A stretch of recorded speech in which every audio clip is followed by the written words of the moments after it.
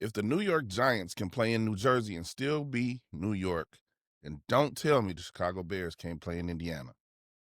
The real question isn't geography, it's whether Illinois wants to keep them. Welcome to Unfiltered. Today's conversation has been going viral all over social media, got the news and the uproar, got people in Chicago going nuts, crashing out. But that's how you know it's real. The Chicago Bears, the storied NFL franchise, might leave Illinois. And they're looking for a new home. And they look right across Lake Michigan at Gary, Indiana, and Northwest Indiana. And that might be the new home for the Chicago Bears. Not because they want to abandon history, but because history doesn't pay the bills. Now, I love the Chicago Bears. I've been a Bears fan my whole life. Soldier Field is iconic, historic.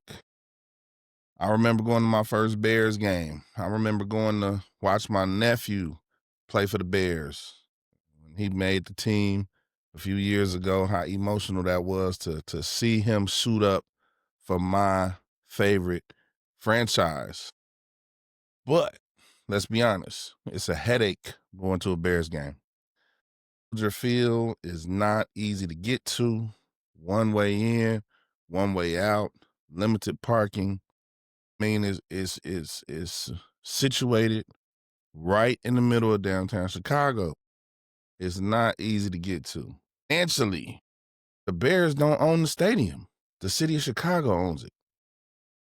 They don't control the revenue.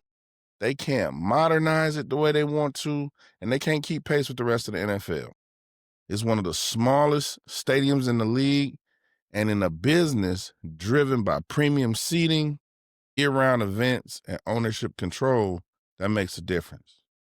In the modern NFL, if you don't control your own building, you don't control your team. You don't control your future. That reality is what forced the Bears to start looking for options outside of Soldier Field. At first, it was going to be Arlington Heights. It's about 35 minutes from Soldier Field, still in Illinois. Bears fans were not happy about it, but they weren't in an uproar. That Arlington Heights deal collapsed. It stalled. And that's because the people of Illinois would not commit to the framework that the Bears needed to move forward. The Bears purchased 326 acres at Arlington Park and plan to privately fund a stadium project north of $2 billion. And that was never just about football. It was a year-round entertainment district designed to stabilize the franchise for decades. If you've been to Dallas, Jerry World, or any of these modern stadiums, you know it's not just the stadium. It's all type of infrastructure around it, from Hall of Fames, restaurants, all type of entertainment, bars and restaurants. That's just the modern NFL now. The issue wasn't taxes. The Bears were not asking Illinois to build a stadium. They were asking for tax certainty. They wanted predictable property taxes, long-term caps or freezes, and the ability to negotiate structured payment agreements instead of facing open-ended exposure year after year.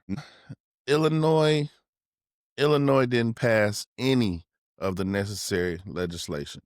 The General Assembly didn't move the mega project bills forward, and the session ended and nothing had changed. Now, this is probably the worst part. This is probably where the Bears, really started looking elsewhere. The Governor J.B. Pritzker, has been constantly saying that Illinois is not eager to offer major tax breaks to a billionaire-owned franchise. Translation: Illinois likes the Bears, just not enough to give them tax breaks. What often goes overlooked is the infrastructure. Making Arlington Heights work would require major investment in roads, transit, utilities, and traffic systems. Those costs would climb into the hundreds of millions, and Illinois never committed to covering them. That left the Bears facing a simple question. Are we paying premium taxes and building half of a city at the same time? The question is what that question is what opened the door to Indiana. This is where emotion takes over from logic. NFL teams leave their named cities all the time. The New York Giants and Jets play in New Jersey. The Dallas Cowboys play in Arlington, Texas. And the 49ers, San Francisco, play in Santa Clara. The Commanders play in Maryland. And the Miami Dolphins actually play in Miami Gardens. The Buffalo Bills don't play in Buffalo. They play in Orchard Park. There's a lot of NBA teams that did the same thing. The LA Clippers actually play in Inglewood, and the Lakers, Lord knows they moved a bunch of times. If the New York Giants can play in New Jersey and still be New York, the Chicago Bears can play in Indiana and still be Chicago. The real question is whether Illinois wants to do what it has to do to keep them. Indiana is not approaching this emotionally. Indiana is approaching it strategically. Faster approvals, a willingness to negotiate tax structure, infrastructural cooperation, and political alignment all make the state attractive. Indiana isn't saying, should we help? They're asking, how fast can we help? From a business standpoint, this makes all the difference. See, Bears fans see tradition. Owners, they see leverage. Every organization says culture matters until culture conflicts with the almighty dollar. When that happens, priorities get exposed. This is where the conversation has to mature. A Bears move to Gary could be transformative. It would instantly change how the city is viewed nationally and how investors look at Northwest Indiana. Visibility matters, and NFL franchises bring attention that decades of marketing cannot. There will be real economic upside, thousands of construction jobs, permanent employment in stadium operations, hospitality, security, maintenance. Surrounding development will likely follow, expanding the local tax base and accelerating infrastructure improvements that might otherwise take decades. There's also something harder to measure, and that's pride. For a city that's often been defined by decline, hosting an NFL franchise would signal relevancy and opportunity. But the upside is not automatic. If public funding is involved, Gary will be committing long-term taxpayer dollars to a project it does not control. Stadium projections often overpromise and underdeliver, leaving cities responsible for maintenance and infrastructure long after the excitement fades. Gary has been promised revitalization before. That history matters. Without safeguards, development can benefit outside investors while longtime residents face higher rents, higher property taxes, and displacement. There's also the danger of overdependence. If too much hope is tied to one franchise, the city becomes vulnerable. Owners change, leagues evolve, and what feels permanent today can be negotiated tomorrow. The real risk isn't the Bears coming to Gary. The real risk is the Bears coming to Gary and Gary not being ready. If Illinois loses the Bears, it will not be a sports story. It will be a political one. It sends a message nationally about what states move with urgency and which ones hesitate. For Indiana, it will signal ambition. For Illinois, it will face uncomfortable questions. Fans adapt faster than politicians think. And all you Bears fans out there talking stuff, no, y'all ain't gonna miss a Bears game because you got to drive over the state line to come to Indiana.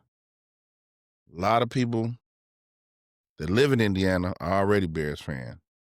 The stadium on any given Sunday is probably a third of people that aren't even from Illinois. And you Chicago folks, y'all love to come over here anyway. Y'all come to the casinos, y'all come to hang out, and a lot of y'all move over here.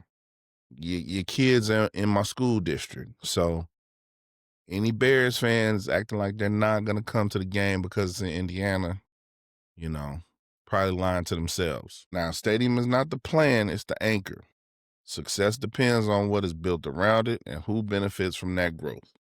Here's the part nobody wants to say out loud. The Chicago Bears didn't wake up one day and decide to threaten Illinois. Illinois made itself optional. When a state can't give clarity, can't give certainty, and can't move with urgency, billion-dollar businesses don't hesitate. They move strategically. This isn't about Indiana stealing the Bears. It's about Illinois daring the Bears to leave. And for Gary, this moment is a test of whether, when opportunity finally shows up, is the city ready for it? So the real question isn't whether the Bears belong to Chicago. The question is whether Chicago and Illinois are willing to compete for them the way Indiana already is. Because in today's NFL, history is respected, but cash still rules everything around them. This has been Unfiltered. Agree with me, disagree with me, whatever you want. Let's just not pretend this ain't real. Drop a comment. Let me know what you think. Are the Bears going to leave Chicago? If they do, will they be crossing that state line and coming into Gary, Indiana? This is Coach Boz and Unfiltered. Peace.